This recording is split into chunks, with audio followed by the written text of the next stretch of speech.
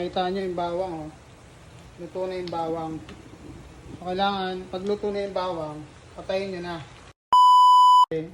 Pag may oras kayo, magluto kayo. Pero kung wala kayong oras, bumili lang kayo sa labas para makatulong din kayo sa mga nagtitinda. So, choice nyo.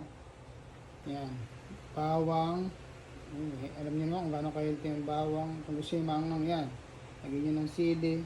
Kailangan mas maganda pag nagluluto daw ng mani. Adobong mani. Nakalubog yung mani sa mantika. Ito almost 100. Libre shipping pa. Check out nyo na dyan sa Yellow Basket.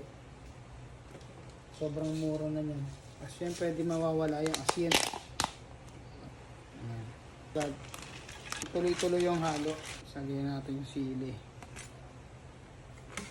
Yan. Ang sign daw nito pag maluluto na yung mani, pagluto na yung bawang, pwede nyo na siyang anguin. Nakita nyo yung bawang, oh. Luto na yung bawang. So, kailangan, pagluto na yung bawang, patayin nyo na.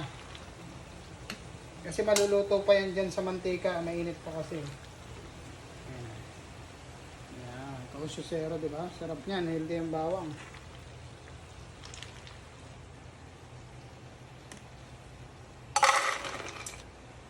Isa kausyosero.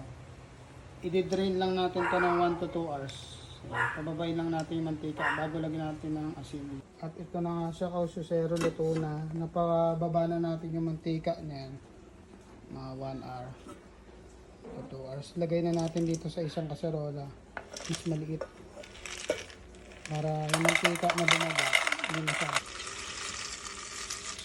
Yung mantika nyo. Kita nyo, yun o.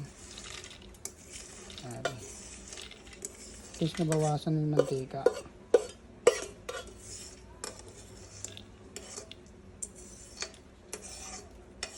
Siyempre, asin. Ayan ko, susero. Kunti lang. Tamang, ayun o. Tamang lasa lang.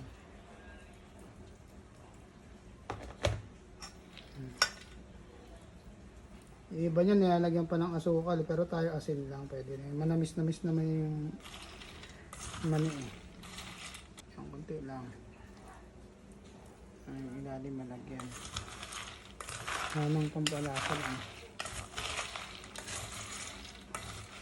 Kasi iwas din tayo sa sobrang alat ng pagkain. Taktong asin. So yun na, kausyosero, luto na ang ating adobong mani. Yun lang. Show us for more. God bless. Kain tayo.